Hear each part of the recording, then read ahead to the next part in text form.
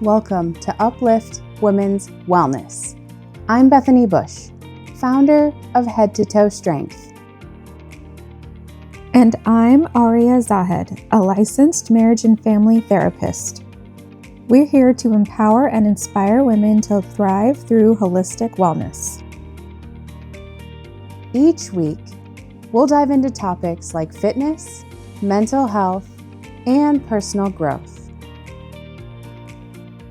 And share real conversations and actionable insights to help you live your strongest, healthiest life.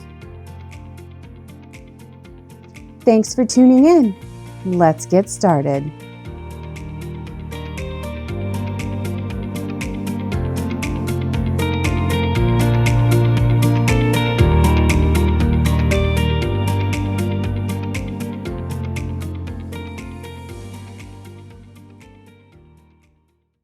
Okay, so we're going to do a head to tail episode because Bethany and I love dogs.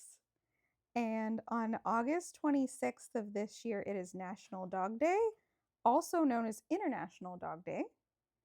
All of our listeners know who Dakota is.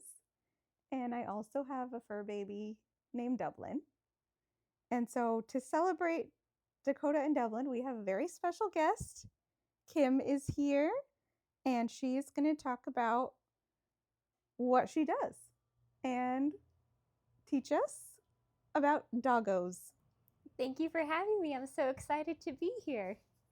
I've known Bethany for a very long time, so I'm just thrilled to be here and watching this podcast grow. I'm honored to be here. So thank you for thinking of me. Thank you, Kim. Can you do a little intro of like what you do and why we chose you for our dog appreciation podcast? Sure, I'd love to. So I am a vet technician. Specifically, I work in nutrition for dogs and cats, and I have my specialty license in nutrition.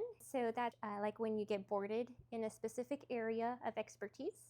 And so over a period of several years, I had to gain that experience and then make case studies and follow a procedure.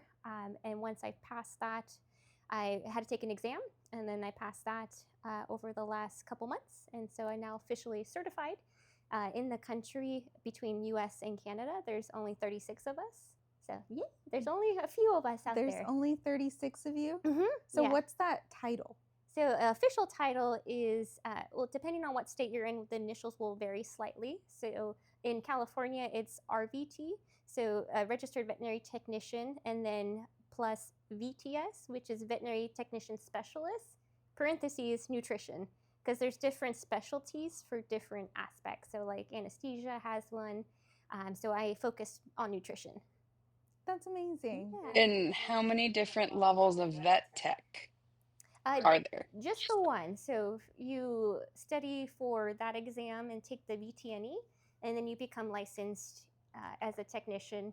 It just depends on what state has different regulatory rules for what you need.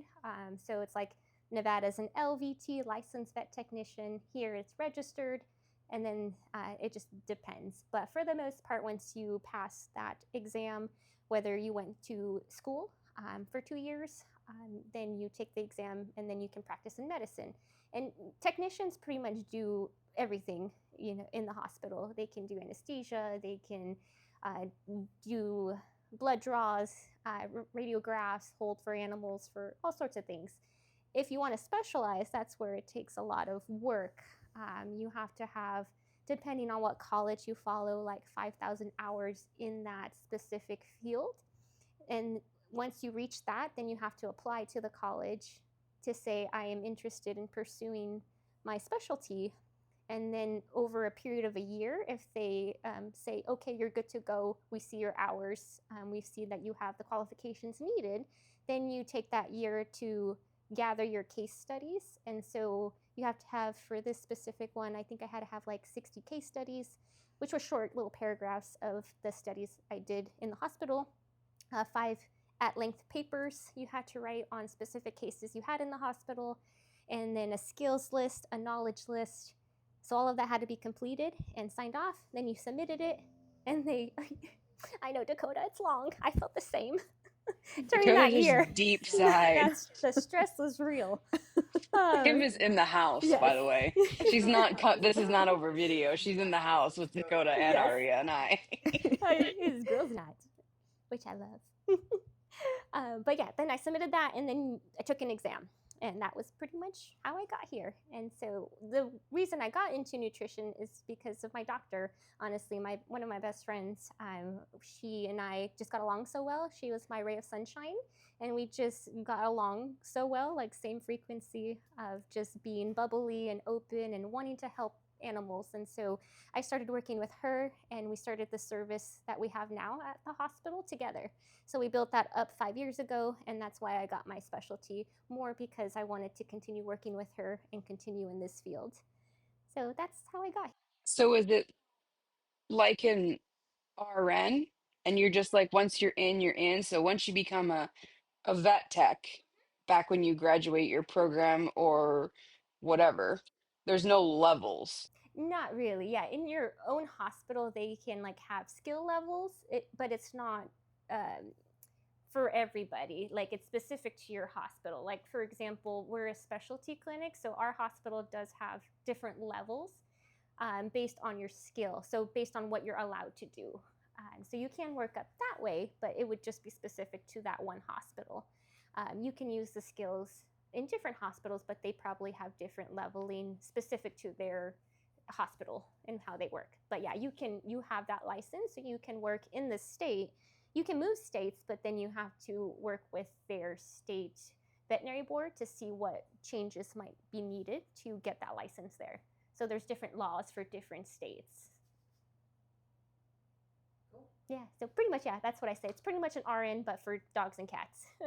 It's the RN from human medicine and veterinary. It's in veterinary medicine equivalent. Thank you. Well, congrats. Thank 'cause you. I think your exam wasn't that long ago. No, yeah, it was June 14th, and then I found Oh. out 3 weeks later, so still fairly new. Wow. Well, congrats. Thank That's you. amazing. Yeah. So, Kim, exciting. how did you stay motivated through that entire process? Yeah, definitely an emotional roller coaster for sure, because you had to do that all on top of full-time work and everything else that life throws at you at any given moment, especially when you're trying to do something. That's when life's like, I'm ready. Come at me. But it was fine. I had the support needed for it. Like I said, my doctor who I work for was very supportive throughout this whole thing, and my hospital as well would give me the support I needed. And my husband was a huge part as well, so he's always pushing me to do what I can and what I want to do. Because I didn't always have that confidence. And so it was really the support system I had. Bethany was also a big part of that, because I would tell her and she would be so excited for me and believe that I would get there, even though I didn't believe I would get there at that point, because it was so far in the future. Yeah. With any goal that anybody has, sometimes it's hard to imagine that end result. Yes. So the support system for sure, I think, is big especially for women, because it can be so hard to go out there and pursue what we want. Mm-hmm. Yeah. Well, that is amazing. I'm very excited for you. Thank you. How long was the whole process? Well, from when I had the idea of doing it, I had to have 5,000 hours. So that took, I think, about 3 years. And then I applied October of 2 years ago. And then I had till the next October to submit everything. And then I took a test 6 months after that. Oh. So several years for sure. Okay. Yes. Well, amazing. Thank you. I kind of see why there's only a mid-30s Yeah. range. Yeah. That, and there's also not a lot of vet nutritionists out there. So you need that expertise with you, or you can't really, it's hard to pursue if you don't have someone who can show you and who you can work with. So that also limits it quite a bit. Nutrition is a huge aspect for animal medicine, and it's, unfortunately, there's just not a lot of them out there.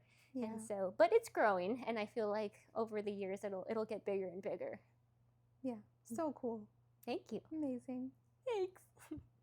So you're 1 out of 35 women. Yeah, can you go into that? How, because we've talked, Ariana and I have talked about how like women choose the caregiving fields, and how like we're looked on as we don't do the difficult jobs like we spoke about in our episode on women in leadership and how like we don't do the hard things. So can you speak to, because this is technically considered a soft field, even though it's not remotely easy at all, and how many women pursue this VTS um, distinction, and like how many different types of VTSs can you have if there's only so many different veterinary doctors that specialize in these things? Mm. So yeah, you can have as many as you want. Like there are some people who have multiple VTS. You just have to find the doctors that can provide the information you need and the cases you need. And so in the vet field, I feel like it's very supportive. It is very women dominant in general, the vet field. I feel like we're very supportive of each other because this is a field where we all know we need each other. It's very heavy on your mental status because you're working with animals that are often very sick. And when you have to euthanize them, it really takes a toll on ourselves.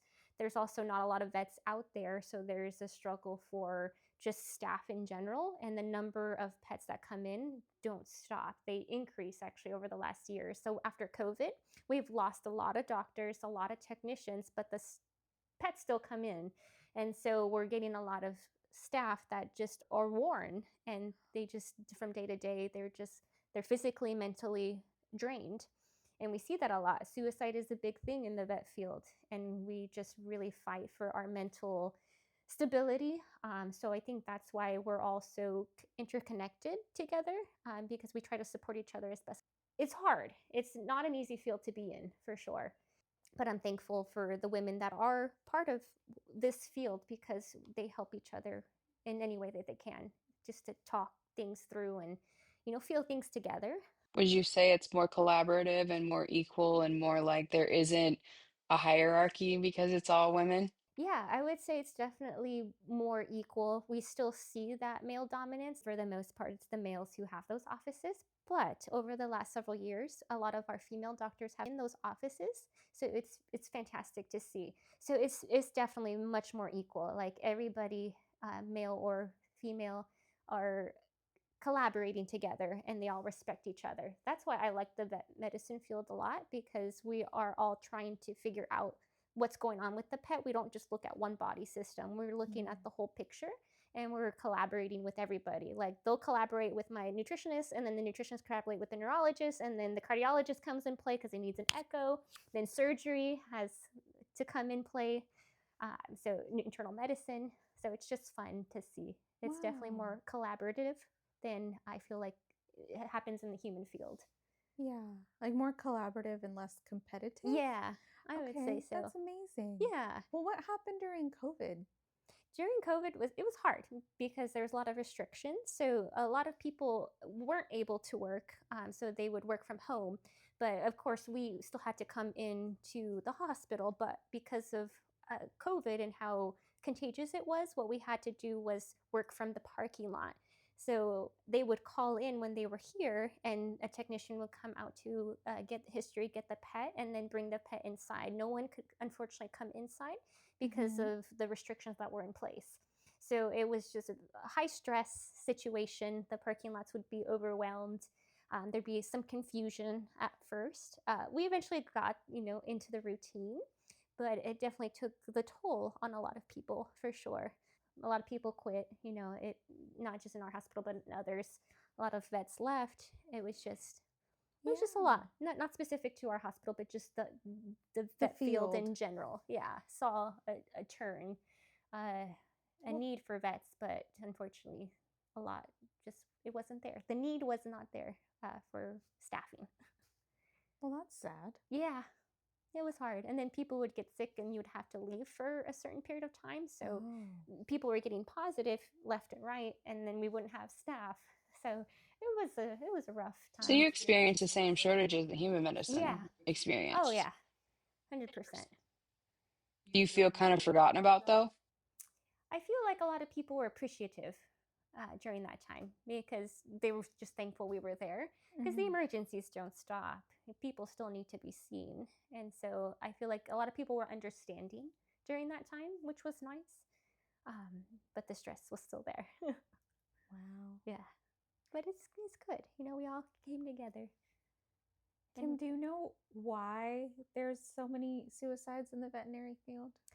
Just the mental toll I feel like it takes because when people think of the field or when people think about going into the field, they get excited because they just get to work with animals. But that's not the case. We work with the pup parents. And so we have a lot of interactions with people, and it's not just the pets alone. So it becomes very mentally draining during situations where the pet's very sick and we're trying to do everything we can. Doctors have so many patients and they're just overloaded at times. To become a vet, you have to go to vet school, of course, and you just become so far in debt that it can be hard. So people are battling paying their loans off and not getting paid a lot. Vets don't get paid nearly as much as a human doctor. So when we look at human medicine, it's probably like half, if anything. They get paid a lot less. So we don't go into the field for the money. We go into the field for the animals. And so it just sometimes is very hard to make ends meet when you're paying your loan, your mortgage, and any other bill that comes in on top of having an overnight, on top of having so many patients on the floor and ER still coming in. It's just very physically and mentally draining. Same with the human field. It's just we just don't have the support, and eventually they just feel like that they don't have the support. And I think that's kind of how it eventually comes to. Is there advice, Kim, that you could give to like pet owners to help appease everything the vet staff is going through? I think patience. I definitely understand because I have my own kiddo of the stress that comes when your pet is sick and you just want to know what's going on. And we try our best to figure out what's going on. Sometimes we can't find the answer, but we definitely do our best. So I think it's just having the patience and respect, knowing that we're doing what we can for their pet. Because sometimes People are dicks when it comes to veterinary medicine because they don't, I feel like there's a lack of respect for it, even though, like, I would drop everything for Dakota, but I also have worked in human medicine, so I guess I've seen both sides. But I feel like you guys don't get the respect and the due that you are deserving. And I feel like people just expect that you're like servants. Like, take care of my dog, fix it. you hit the nail on the head. It's a different respect between human medicine and vet medicine. I feel like they still see them as a doctor, but I don't feel in the same way.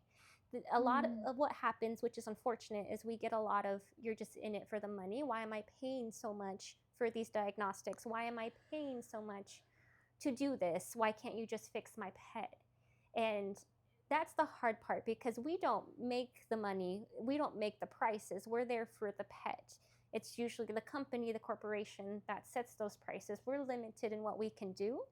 And so that's another thing that can also be mentally draining is the guilt that we get placed on occasionally when we're like, well, our pet's just going to die because of you. We have heard that before. And so, and I understand where they're coming from. Grief is hard, and sometimes they just need someone to blame. But we are people too, and so it's difficult when we hear that.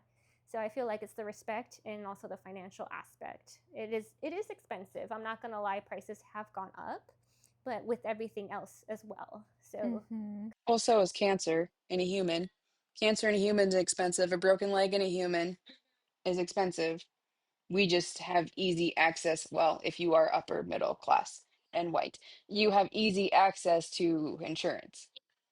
And so you don't see the full bill, where if you take a pet in, you actually see the full bill. And then, of course, it's your fault that Dakota broke her leg. And now I've asked you to fix her and I've asked you to do something. And then now you expect me to pay for it. So naturally, it's your fault. yes, and that's kind of how it goes sometimes. And we feel for the pet, like we want to help, but sometimes it's also a business. We will not be able to function if everything was for free, then we'd help nobody. So it's a fine line. It's a hard line to walk with any line. We try to see where they're coming from and understand. I think it's also a lack of knowledge how vet medicine works, like understanding why we have to do certain things, why we can't just diagnose, why we have to do blood work, why it's important, or if they're not eating, why we can't just prescribe medication. So there's a lot of things for sure. But again, we have the support within the hospital. Our hospital specifically does have wellness ambassadors. So there are also outlets that people can talk to. They can talk to professionals, especially if they're having difficulty with anything like financial, if they're stressed, if they're having trouble at home. They do have resources. So I am thankful that we have that at our hospital. I feel like a lot of people are now starting to do that because of everything that happened after COVID. So there is positive signs, and we are heading, I think, in the right direction.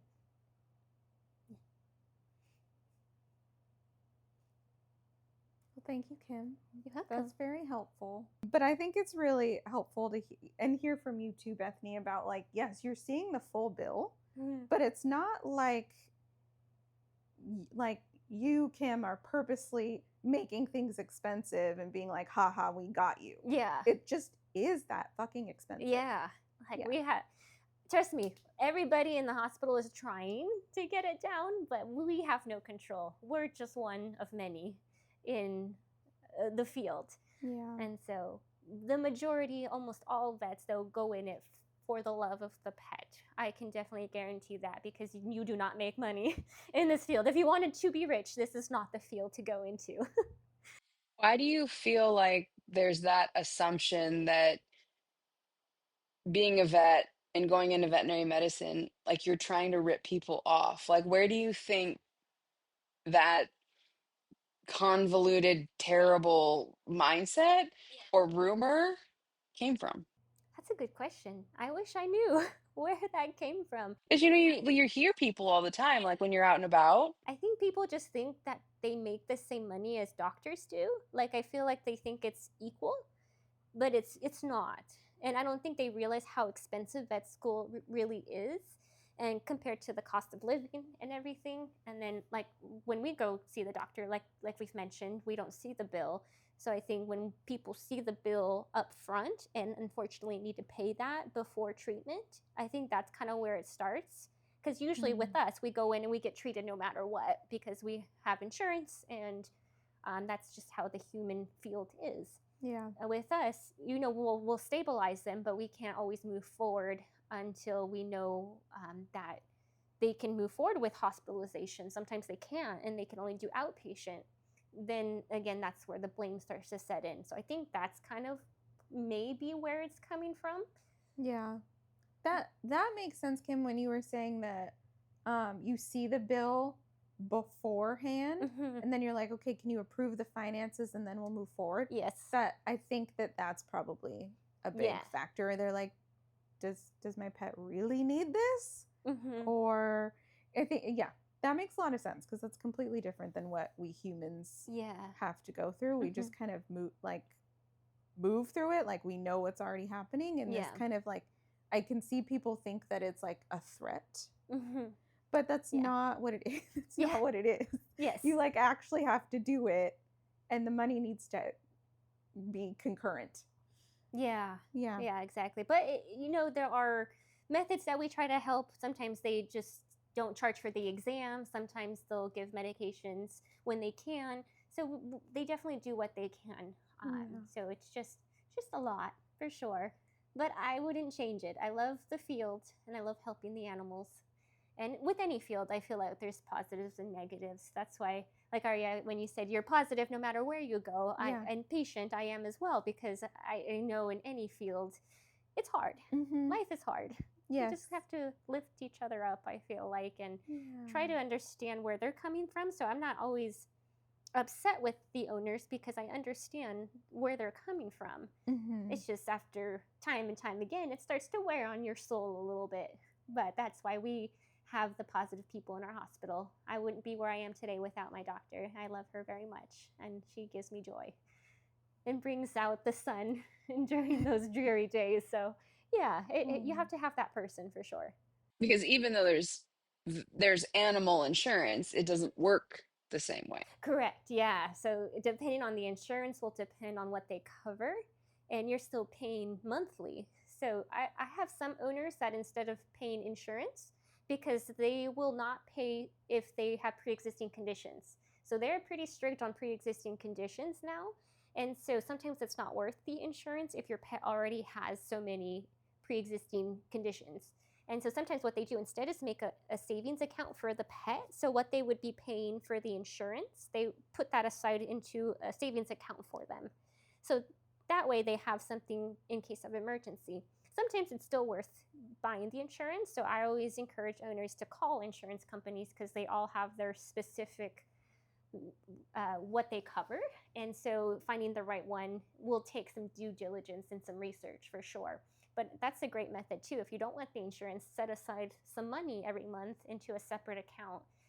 Save it for a rainy day because our animals do get sick for sure. And I feel like pet parents forget that pretty often, that rainy days do come and they do need the support.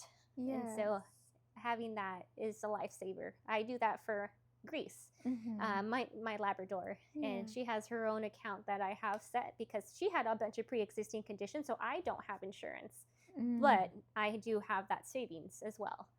So, that's so helpful. Thank you. Yeah, that's such a good idea. So Kim, since we're celebrating dogs, is there any dog fun facts that you want to share? Yeah. So for dogs and cats, they actually have nutrient requirements, not ingredient requirements. So like with humans, we can get what we need from a diet that's varied, your veggies, your protein and all of that. But animals, dogs and cats specifically, need a certain amount of nutrients per calorie, per kcal, like per 100 or 1,000 kcal. And so a lot of pet parents don't realize that. And so that's a pretty interesting fact that goes into like the nutrition aspect and mindset that lays in that kind of area. That is so helpful. Okay, so I have a question about water. Yeah. Do dogs need to drink filtered water or can they have tap water? They can have tap water. Yeah. Yeah, okay. That's perfectly fine. The only reason that they wouldn't is if you have like heavy metals in your filtered or in your tap. But for the most part, like here, it's fine. Like Greece will have tap water here. That's no problem. So pet parents, if they're concerned, they can do filtered. That's no problem. But they don't need to buy water, like filtered water. Yeah. Yeah. Okay. Yeah. I got a question. Since raw diets are all over Facebook and trending everywhere, I would like to know, for one, why is it trending? For two, is it good or bad? Or can I just walk into any store and pick any raw food? Or can I just go to if we still have butchers? I don't know. I don't eat cows, so I don't know. Can you go to the butcher and be like, can I have a half a cow and then feed it to your cat or dog? Like, question, and I'm glad we bring. So the nutrition nerd's coming out now. So there's a lot on the internet for sure. Trends are everywhere, and it's not and good. Aria and I are anti-trends. Yes, thank you. Yeah, it's not great because a lot of pet parents do get their nutrition knowledge from, so they get them from influencers, social media. Oh, good. So it happens in your field too. It doesn't just happen in both of our fields. All the time. I've had Reddit a couple times. People quote Reddit. Oh my God. Yeah, and say, well, on Reddit it says that it's good, so I'm doing it. And I said, I respect that, but where is the knowledge coming from? So I always encourage pet owners when they're looking at anything, try to understand where they got that information, what science background, what papers, where is it coming from? Because if they don't have research backing it, oftentimes it's not legitimate. And oftentimes you have to see what they're selling. Some of the influencers are backing a specific company because they're backed by it. They're getting paid for it. So you have to see if they have a stake in what they're saying, because we get that a lot in our field. The vet says that I should have Royal Canin, Hills, or Purina because they get a part in it, and we don't. We're not associated with any of them. We don't get paid for all of that. So we have no stake in it. When we recommend something, it's because we truly believe that that's what's the best to try, not because we're getting paid or because we're associated with them. It's because we've have the knowledge, we've seen the research, we know, well, it's a good diet. And so I would start with that first, understand where it's coming from. There's so many diets on the market now, there's not a lot of barrier to entry. So that's the scary part. And so you can say that the diet is balanced on paper, but it doesn't necessarily mean that it is truly bioavailable to the pet. So they might not be getting all the nutrients they need, again, because they need specific nutrients per calorie. So if they can't digest the nutrients that are in there, they're not getting what they need. And so that's why we're very specific when recommending diets. So the first thing we look at is who is formulating the diet. It should be a veterinary nutritionist or a PhD in nutrition or someone of equal knowledge base. If not, then you should question the diet. So all companies have to legally have their number and manufacturer on the bag, and they should be able to provide that information. If they're not willing to, that's a red flag immediately. They should be able to provide who formulates it, what their process is, what their quality control standards is, if they've done any research, all of that should be available. If pet owners are interested in more information, the World Small Animal Veterinary Association, or WSAVA, has a lot of great information there. And that's where we find that I give owners a lot of resources for. Because again, there's a lot of questions, which is understandable if you don't understand where it's coming from or why certain products are in the diet. It's reasonable to have questions. And so this provides a good resource for that. And so getting back to your question, Bethany, in regards to raw diets, we do not recommend raw diets in general because there are concerns and risks involved, specifically with bacterial and pathogenic contamination. Especially if you're feeding raw chicken, raw beef, raw pork, those are at higher risk, just with people as well. We cook those meats for specific reasons, especially after the bird flu that was coming around. We had concerns about chicken, especially raw chicken.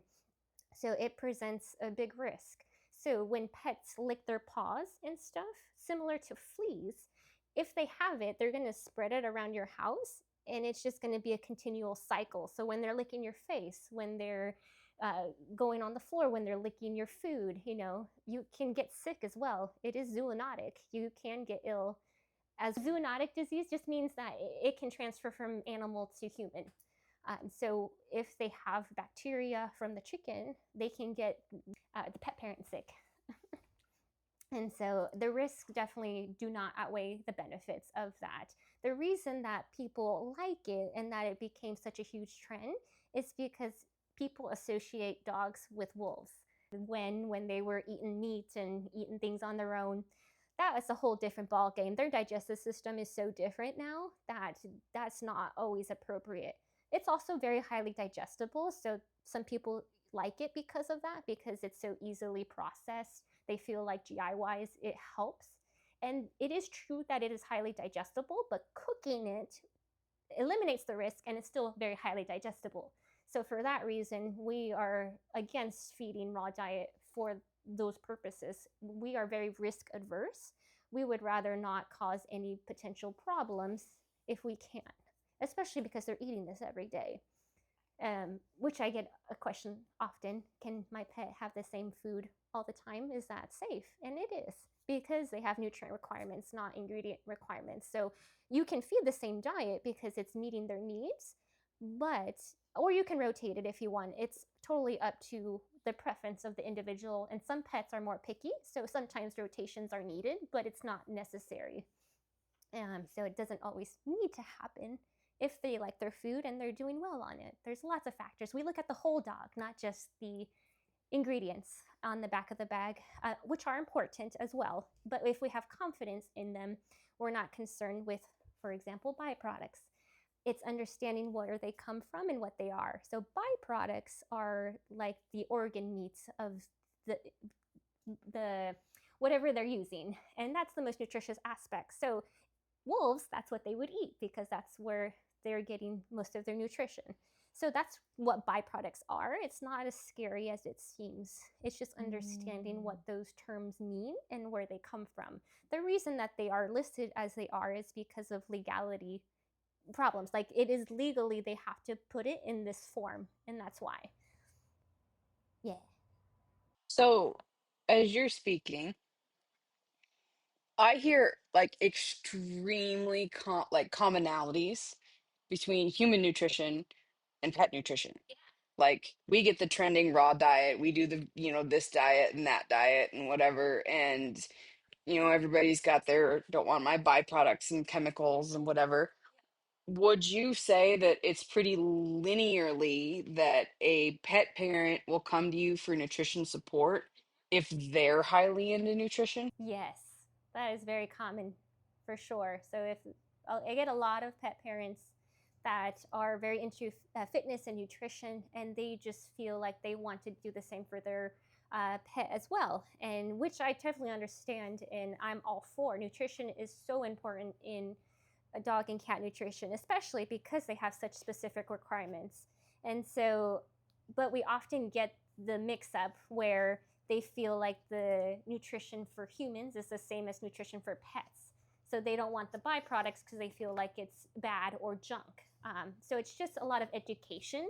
If owners don't want kibble, that's fine. There are totally a lot of options out there. They can do fresh, they can do cooked, they can do a lot of things. So it's really trying to figure out what the owner is comfortable with and meeting the needs of the pet as well. But first and foremost, meeting the needs of the pet. So if you want to home cook, which is another big trend, you can totally do that, but you have to do it right. So you have to work with a vet nutritionist because they need some sort of vitamin mineral to meet their needs. If you're not providing organ meats or anything like that, so a lot of common diets are like chicken, rice, and a vegetable, it's unbalanced. They're not getting what they need. Typically, the B vitamins are missing. Typically, there's like a calcium phosphorus inversion. So a lot of those things are pretty common that we see. And so you have to work with a vet nutritionist, or there's some websites that can help, like balanceit.com is made by a vet nutritionist, and they can help balance a diet using their supplements, which we do have confidence in. So there are options for sure. It's just doing it right and not doing it because that's always their belief. So some owners as well, some pet parents are vegetarians and vegans, which is totally fine and I totally support, but your dog is not. And so you just have to make sure that they're getting what they need. There are some vegetarian diets, but you have to do it right.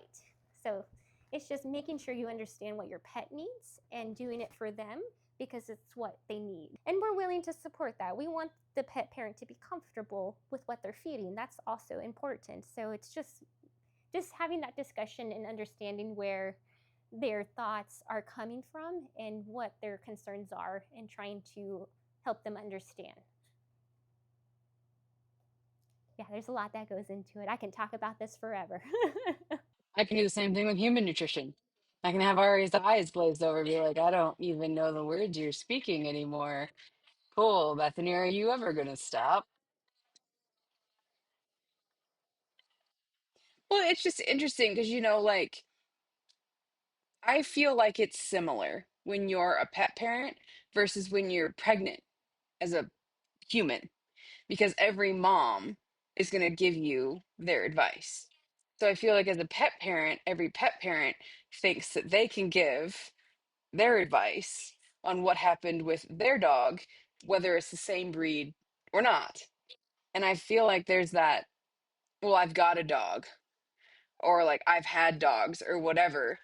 And I feel like there's this assumption that if I've had one dog, I've had them all. So even though I've had dogs since I was a kid, I didn't for my whole adult life. So when we were in the process that took forever to find Dakota, and then when I did get her, you were the first person I went to because she was stray, she was severely emaciated, she was super sick, and I'm like, okay, I have to heal this poor creature who's been beaten and eaten and chewed on and everything Can you kind of walk through that process looks like and then why it's important to adopt, don't shop? Sure, yeah. So when you get a new pup, a new member of the family, a new fur baby, it's such a special time. And so when we get them in, we want to assess where they're currently at. So a lot of them that are in the shelter are often emaciated or have some health issues going on. So it's really that healing process. So nutrition is a big aspect, like we've chatted about. So once you find that right diet for them based on what's happening and based on their needs, supplements can also be helpful depending on the goals. So we're pretty cautious on supplements in general because there's not a lot of oversight in pet nutrition. Same with human, but a lot worse in pet nutrition. They pretty much don't pull a product unless there are problems. So if there are problems, then they do more research. But until then, they don't really delve too much into them. So there's even less barrier to entry for supplements in pets. And so we're very cautious when recommending them. So you want to make sure that they have plenty of research. So Consumer Lab's something we use pretty often because, yeah, high five. High five. Air high five. Air high five. Because they do a lot of research and they verify that what's in the product is actually in there, like what's on the labels in the product. And so the only things that we typically recommend is like EPA DHA, so fish oil is helpful. Fish oil or algae oil, both of them are very high in EPA DHA. It has benefits for anti-inflammatory, and it can help it can help with a lot of different aspects. So the renals, just overall health. So that's one thing that we can utilize. And I know Dakota is on it as well. And so that's one big thing. Fiber can also be helpful. So psyllium husk is typically what we'll use.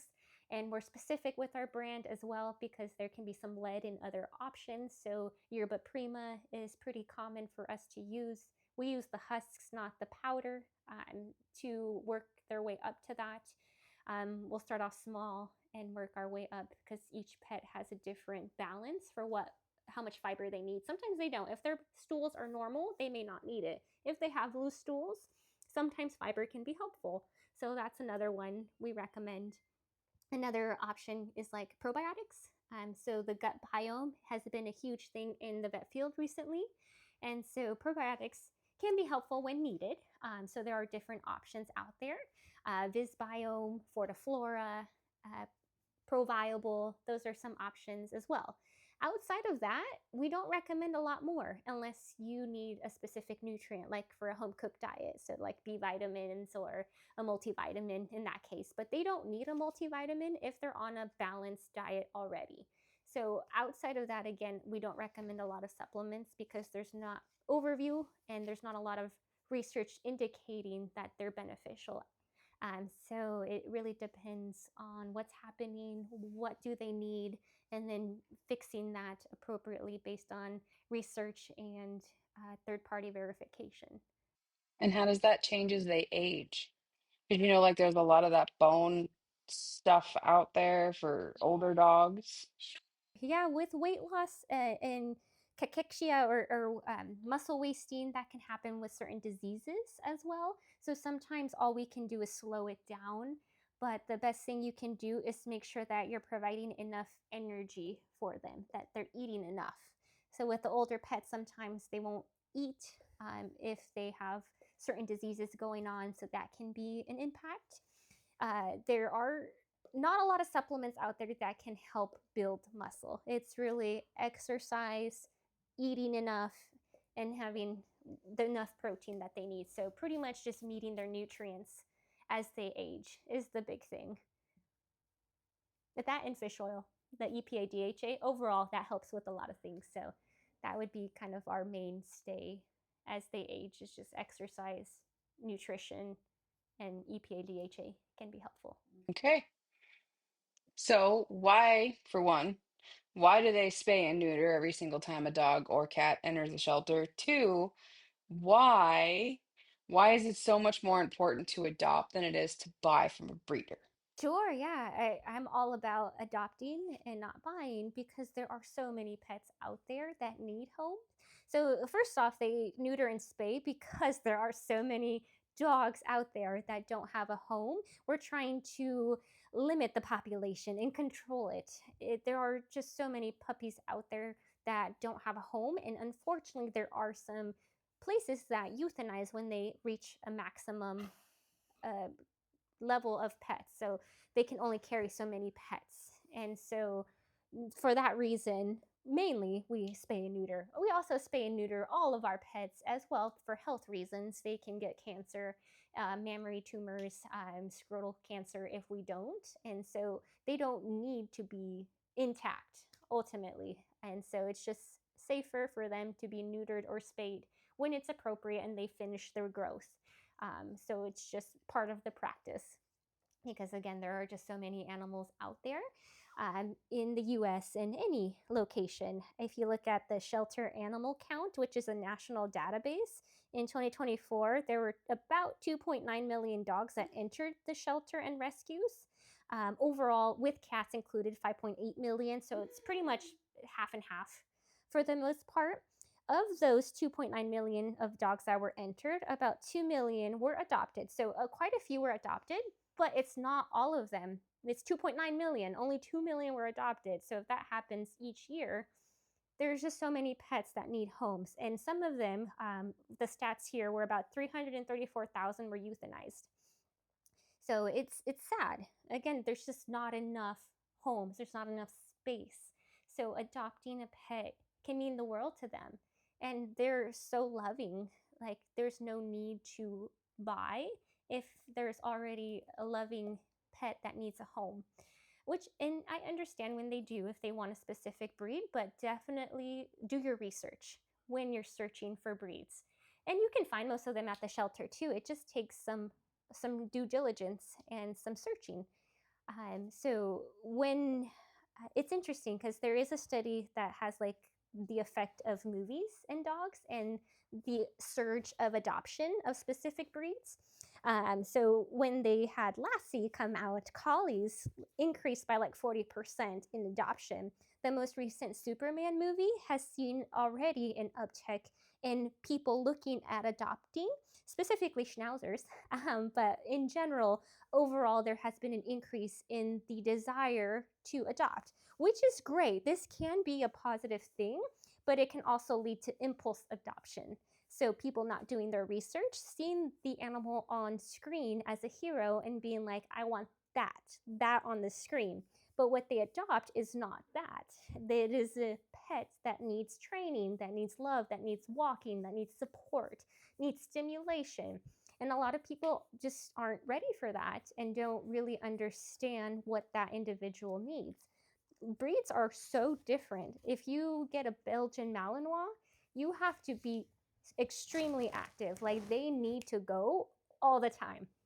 If you want to sit on the couch with somebody, a small dog would probably be better suited, like a Pomeranian or something of that nature. And so you really have to look at your lifestyle and do your research on the pet and what they need and what their typical behaviors are. And so it's so important because there are a lot of dogs that do get returned. And for the most part, they are older dogs that are already set in their ways. So I believe the stat was like 3 times higher likelihood of return if they're older. So a lot of people adopt for puppies and things like that. And so they'll return the pet if the behaviors aren't what they wanted or if they don't get along with their other pet at home, which is understandable. But again, the impulses are a huge problem. And so I just really implore people to do their research. Can you, sorry, I didn't mean to interrupt, because you've mentioned do your research. Can you kind of break down what does that mean? Like, I got a Labrador because for one, I wanted a Labrador, but also I'm a very physically active person. So I walk her multiple times a day, and I don't have a problem with the mobility and the accessibility to get outside and walk her multiple times. And we go to the dog park and we go swimming now and all of these things. So, like, if I wanted to find a breed, let's say I'm now in my mid 40s, I want a dog, but I don't ever leave the house and I don't want to exercise. Sure. Yeah, I would say you can call, if you've had dogs in the past or have one already, you can call your vet. They're very knowledgeable about breeds. Google is helpful, just understanding what you're Googling, make sure that it's based on science. The AKC has some kind of summaries on each breed. So you can search specifically what you're looking for. Like if you want sedentary dog, doesn't need much exercise for the most part, Google should be able to help you pop up with several different breeds. And then once you find a breed you like, then do more research on that specific breed. So do a general research, and then once you find something, hone in on that breed and try to find methods of finding out more. So either through your vet or through search engines or communities, like different communities to get their thoughts on it. So there's a lot of because yeah, there's communities. all those Facebook Yeah, groups. there's lots of groups out there. So asking how it is to have this breed, what are your experiences? So really getting out there. It's not just 30 minutes and you're done. It can take months. As you know, you took a long time to find Dakota, but it was all worth it because you found the perfect match and you knew exactly what you were getting into. She's so happy and healthy, and she's just so lucky to have you. So this is what we need from owners. Like if you think you're ready, research some more. And also know what a puppy does Yes. versus an adult dog. Yeah. And do you know how many, like, in those numbers, does that include the puppies that are euthanized, or is that probably pretty much adults? That's just my own personal Yeah, knowledge. it's pretty much adults. They usually will not euthanize puppies unless they're sick, because shelter medicine is restrictive as well. They can only do so much. So if they're not going to recover, they typically will euthanize because, again, resources are limited, and they're trying to rehome pets that will live a long time. And so, but for the most part, it's older dogs. Kim, what advice would you give families where they work 8 hours a day and the kids are at school? Sure, yeah. I mean, it's definitely very common, and it doesn't mean you can't have a pet. It's still great to have a pet even with that, because when we adopted Grease, we were working 10 hours a day. And so we had that discussion together of how we were going to support her because of our long work days. And so what can be helpful is my mother-in-law takes Grease when I'm at work. So she gets her walk, she gets activities while we're gone, and then I pick her up after. So similar to daycare, if you find someone who can take them, once or twice a week, that can be helpful. There's Rover now, so you can hire dog walkers that can walk your pet while you're gone. So there are sites like that can be helpful. There's doggy daycare that you can take them to, and it doesn't have to be every day. They can stay home alone for about 8 hours. That's typically, depending on the breed and depending if they're a puppy or not. Puppies typically no, but if they're older and potty trained, that usually is okay. So it really depends on the individual and the individual situation, but there are methods that they can go out. Like Bethany goes swimming. So there's swimming clubs, there's doggy adventures, dog walkers. There's a lot out there. So I would say do that. Or if you can't and financially strapped, which I understand as well, especially now in this economy, sometimes it can be hard to do extra things. And so when you get home, going for a walk, on the weekend, doing more activities together, tiring them out on the weekend would be helpful too. Yeah. That's amazing. Thank you. Of course. Thank you for the question. It was great. Very helpful. Yeah. So my dog is an Australian Terrier. Yeah. And I had a Yorkie before him. Yeah. And I definitely wanted to adopt. So I was looking for Yorkies or Yorkie looking dogs. Yorkie type. Yes. Like a terrier with the pointy ears and a little black and tan looking thing. And so that's how I learned you need to check your breed and learn about the breed. So we picked him for what he looked like, but Australian Terriers are actually working breeds. Yeah. They're the smallest working breed. It was adorable. Yes. But I have to walk him 4 times a day. Yep. And he has toys that he uses to get food. Yeah, no, that's great. And so he's like stimulated or whatever, even while we're at home. I think it would have been different had he had gone to someone who thought he was a Yorkie. Yeah. And didn't research the breed and learn what they need. Yeah. So that's why I'm very don't go off what they look like. Yes. Go off the actual breed and their original goals for that breed. And yeah, join communities where there's discussions about the breed, and they're all so different. They are. It's really interesting. Right? And there's so many breeds. There's a lot of There's them like out there. 300, and then there's mixes, and yeah. Oh yeah, it's there's a lot out there. Mixes are great though. You can sometimes get that hybrid vigor because breeds. When you purchase a breed, there's a lot of inbreeding, so you get a lot of traits that are unfortunately a part of the breed. You know, I adopted my lab as well. I did not purchase her. She needed a home, and thankfully I was working in the field and was able to adopt her at that time. But labs are very common to have cancer, and there are other aspects that are very common, unfortunately, in the breed. So it's something that I already know and I'm prepared for. That's why we do every 6 months an ultrasound and blood and stuff. I'm very intense to find anything ahead of time, but that's another aspect that owners have to understand.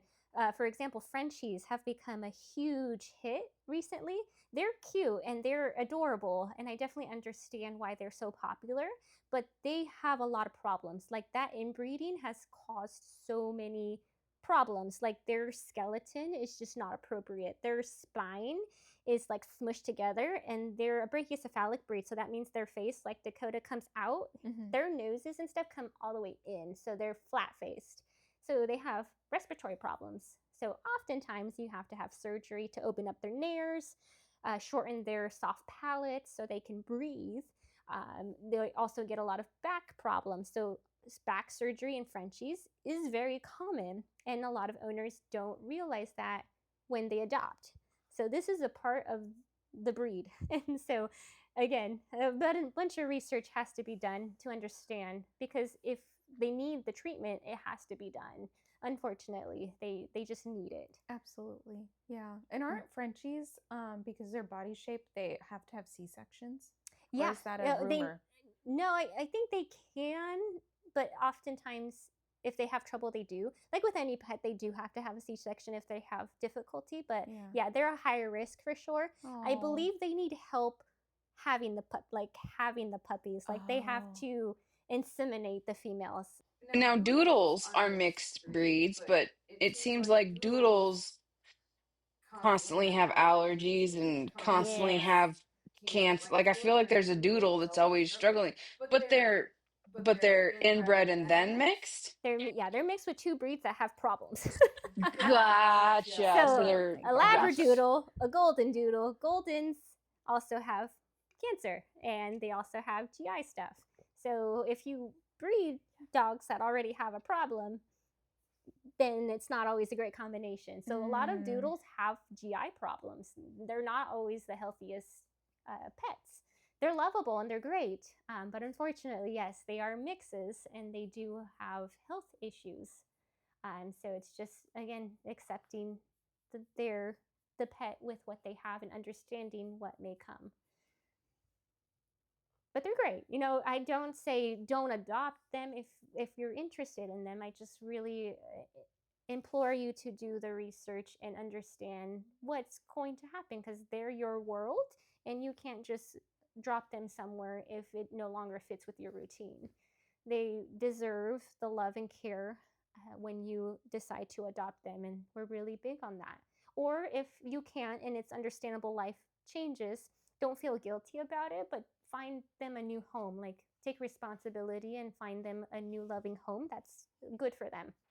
So do you guys want to hear just like general mental health stuff for humans when you're a dog owner?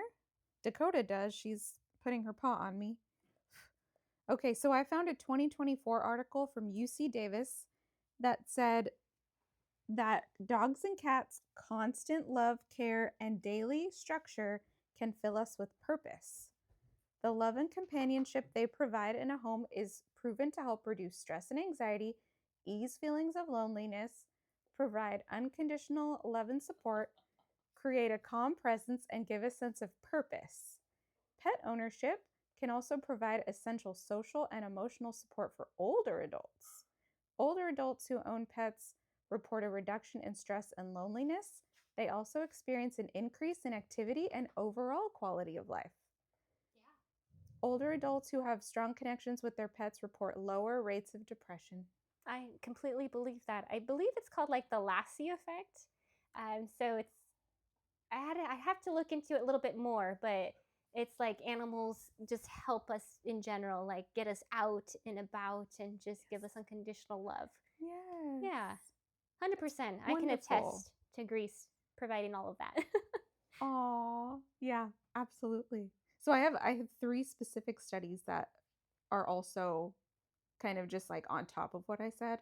So a study by Harold Herzog found that pet ownership, particularly of dogs, is associated with lower levels of loneliness and depression.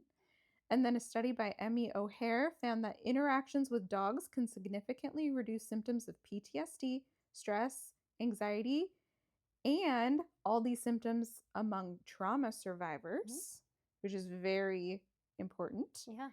And then lastly, a study done by Alan McDonnell et al. Found that children and adolescents with dogs showed greater emotional resilience and less emotional distress. That's amazing. Yeah. There's a really cool Instagram account that's Shelter to Soldier.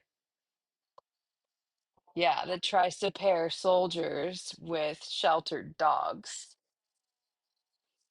And it's super cute. And of course, since I also have a Labrador, I get fed all kinds of Labrador stuff, and so does Aria because of my Labrador. Um, but it says like it's no wonder like they only come into our lives for a little while, but we're their whole life for their whole life. Do you want to take us with anything that, like, what would you implore someone who is listening and either they're going through I went through where it took me months and months and months and months and months and they're just discouraged and just tears and upset, or if they're like I can't, I need a new home, or let's say they just sadly had to put a dog down, and then where do you go from there? Yeah, I think it depends on the individual and what they feel like support looks like. So some people need to take some time to grieve a little bit. Others need to reach out. So I would say if you need to take some time, take that time and kind of live in the memories of your pet when they were with you. Sometimes those happy memories can be helpful. And so taking the time you need to grieve for those that lost their pets. If they unfortunately to rehome, then looking at the community, finding people who you, can help you and support you, kind of get your feelers out as many places as you can. With expertise like your vets or the shelter or different rescues for breed specific individuals, they can sometimes help rehome the pet in an appropriate place. So it really depends again on where they're at with their own mental state and what they need to help. But a support system is always helpful for that. Discussions with experts in the field can also be helpful. And what was the If rest? what I went through uh-huh. trying to Okay. find Dakota Yes. and just heartbreak after heartbreak after Sure, heartbreak after yeah, because heartbreak. that's definitely hard. Because it can be hard, especially with rescues. Sometimes they can be very specific.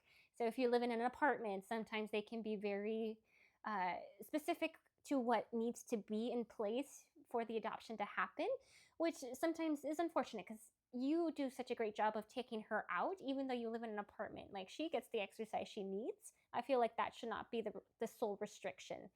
But if you do face that, then going to rescues that are a little bit further from you, because I know you had to drive out for Dakota quite a bit of ways. And so, We went to LA for yeah, my streets, girl. exactly. So putting your feelers out for more miles than just, 15, 20 miles. Like if you really want a specific breed or a specific individual pet, then I would try to get all the rescues you can and continue looking on their sites. I think some can alert you if there's a specific breed that comes in that you're interested in.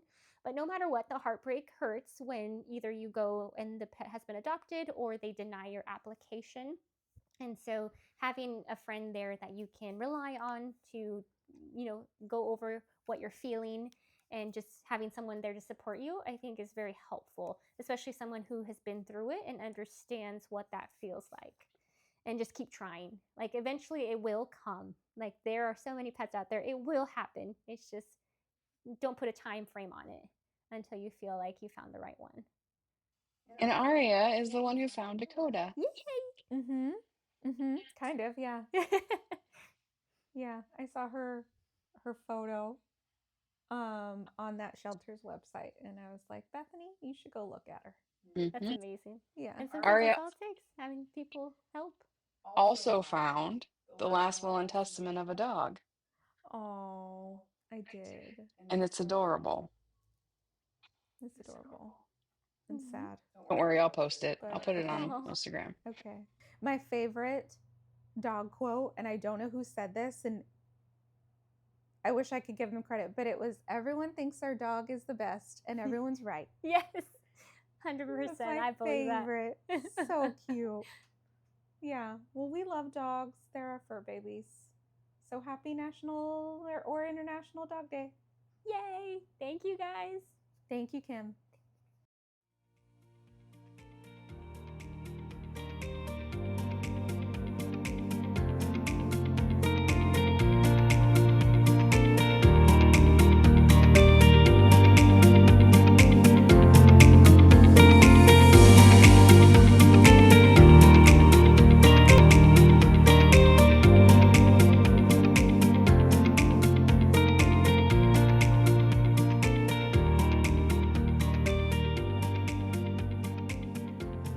Thank you for joining us on UpLift Women's Wellness.